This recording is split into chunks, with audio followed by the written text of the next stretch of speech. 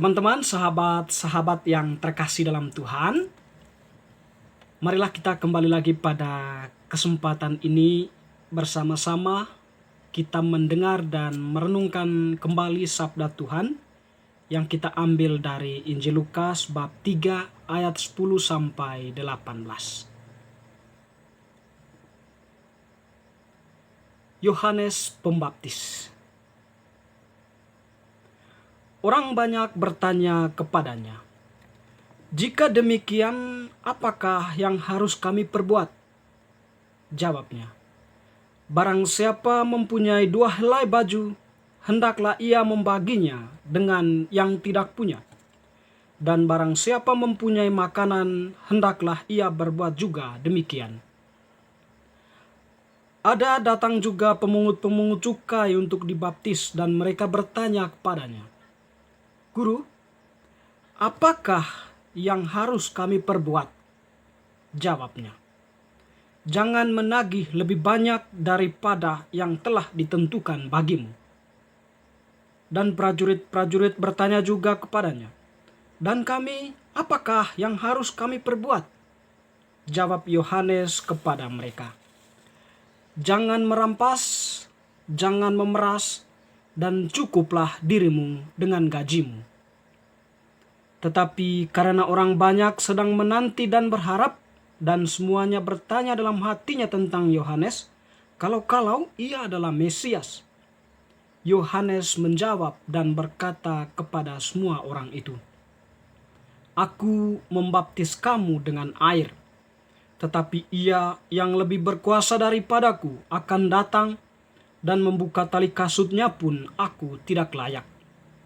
Ia akan membaptis kamu dengan Roh Kudus dan dengan api. Alat penampi sudah di tangannya untuk membersihkan tempat pengirikannya dan untuk mengumpulkan gandumnya ke dalam lumbungnya. Tetapi debu jerami itu akan dibakarnya dalam api yang tidak terpadamkan." Dengan banyak nasihat lain, Yohanes memberitakan Injil kepada orang banyak. Demikianlah Injil Tuhan, terpujilah Kristus. Teman-teman, sahabat-sahabat yang terkasih dalam Tuhan, pada hari Minggu ini kita memasuki hari Minggu biasa, hari Minggu Advent yang ketiga. Lilin yang akan dinyalakan pada Minggu Advent ketiga ini adalah lilin ketiga. Lilin ketiga dalam lingkaran Advent itu melambangkan sukacita. Sukacita dalam hal ini tentu lebih terarah kepada sukacita dari penantian kita, bahwa penantian kita sudah semakin dekat. Penantian kita sudah semakin dekat memberikan jawabannya, di mana sebentar lagi Dia yang kita nantikan akan datang ke dalam hati kita masing-masing. Atau dengan bahasa fenomenalnya, bahwa Sang Mesias atau Sang Juru Selamat itu akan datang ke dalam dunia ini. Dia akan dilahirkan oleh Santa Perawan Maria. Dan tentunya bahwa penantian kita pada hari Minggu Advent yang ketiga ini, penantian yang sudah semakin dekat, di mana saat ini Sang Mesias atau Sang Juru Selamat itu sedang bersemayam di dalam rahim Maria. Jadi penantian kita lebih pada penantian kelahirannya dari rahim Bunda Maria. Dan sebentar lagi kita akan menyaksikan kelahirannya, atau kita akan mengalami kelahirannya. Teman-teman yang terkasih, disinilah letak sukacita kita, di mana Tuhan yang kita nantikan sebentar lagi lahir dari rahim Bunda Maria, yang adalah Bunda pilihan Allah untuk mengandung dan melahirkan Allah Juru Selamat kita. Teman-teman yang terkasih, pada hari Minggu Advent yang ketiga ini, tentu kita selalu mempunyai dasar yang menjadikan penantian kita itu bermakna. Jadi maknanya sukacita kita ini tentu ada dasarnya atau tentu ada pendasaran yang memungkinkan tingkah laku kita tetap terarah kepada Sang Juru Selamat itu atau kepada Sang Mesias yang saat ini sedang bersemayam di dalam rahim Maria dan sebentar lagi akan lahir ke dalam hati kita masing-masing. Dalam bacaan Injil yang telah kita dengarkan tadi, bagaimana Yohanes Pembaptis yang adalah pribadi yang dalam bacaan-bacaan sebelumnya, bacaan Injil hari-hari sebelumnya, dia itu dipuji oleh Yesus, atau nama Yohanes Pembaptis itu adalah nama seorang nabi yang berkualitas dalam kerendahan hati dan pewartaannya.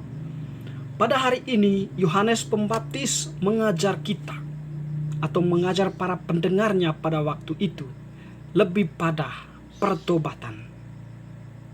Dan juga lebih eksplisit dia menjelaskan tentang pertobatan itu pada kembalinya kita dari bentuk-bentuk praktek kehidupan lama kepada praktek kehidupan baru. Jadi di dalam bacaan Injil tadi kita mendengarkan bagaimana Yohanes Pembaptis memberikan jawaban atas pertanyaan-pertanyaan dari para pendengarnya. Ada pertanyaan dari para pemungut cukai, pertanyaan dari para prajurit, dan juga pertanyaan-pertanyaan dari orang lain. Tetapi tesis dasar dari pengajaran Yohanes Pembaptis itu adalah barang siapa mempunyai 2 helai baju, hendaklah ia membaginya dengan yang tidak punya. Dan barang siapa yang mempunyai makanan, hendaklah ia berbuat juga demikian. Artinya, yang ditampilkan oleh Yohanes di sana adalah kasih, tindakan kita. Jika ada saudara kita yang membutuhkan bantuan kita, hendaklah kita mengulurkan tangan kita. Dan juga pertanyaan dari para pemungut cukai, apakah yang harus kami perbuat? Jangan menagih lebih banyak dari yang ditentukan. Demikian pun dari prajurit, apa yang kami perbuat? Yohanes menjawab, jangan merampas dan cukupkanlah dirimu dengan gajimu. Tentunya pesan dari ajaran Yohanes ini untuk kita saat ini sangat kontekstual, di mana mungkin cara hidup kita sebelumnya lebih mengarah kepada tindakan-tindakan lama yang digambarkan oleh Yohanes Pembaptis dari para pemungut cukai dan para prajurit, di mana mereka memungut lebih dari yang ditentukan dan juga memeras orang banyak. Jadi Yohanes pada hari ini memberi pesan supaya kita berbalik dari semuanya itu kepada hal-hal yang telah ditentukan untuk kita, atau melakukan apa yang seharusnya kita lakukan. Teman-teman, saudara-saudariku yang terkasih, kembali kepada diri Yohanes Pembaptis. Ketika orang bertanya-tanya apakah Yohanes itu seorang Mesias, disinilah dia menunjukkan kualitas kerendahan hatinya di hadapan Allah. Dia mengatakan bahwa aku bukan Mesias, dia yang akan datang lebih daripadaku. Aku membaptis kamu dengan air, tetapi dia yang akan datang membaptis kamu dengan roh dan air. Artinya bahwa orang akan dibaptis di dalam kebenaran. Di sini Yohanes bagaimana dia menundukkan diri sepenuhnya di hadapan Allah. Sebab dia menyadari bahwa dia hadir atau dia diutus hanya mempersiapkan jalan bagi orang banyak agar Tuhan yang datang itu bisa disambut dengan sukacita oleh mereka yang menyambutnya. Teman-teman, saudara-saudari yang terkasih, disinilah inti dari penantian Advent kita yang ketiga, atau sukacita yang perlu kita lakukan sehingga makna dari sukacita itu mempunyai suatu kesinambungan dengan sikap dan perbuatan kita sehari-hari.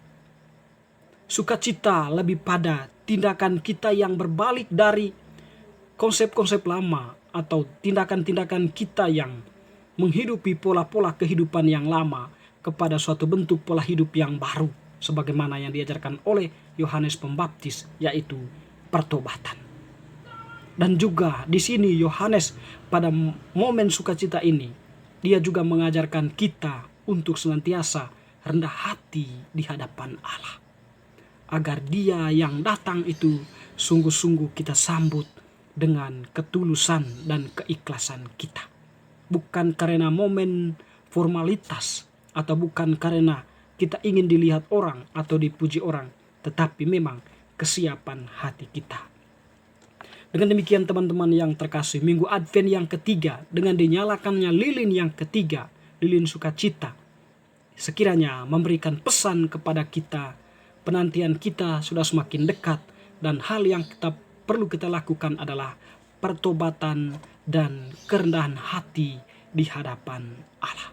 Semoga bacaan hari ini tetap meneguhkan penantian kita akan kehadiran Allah kita, Sang Mesias, Juru Selamat, Tuhan kita Yesus Kristus. Semoga.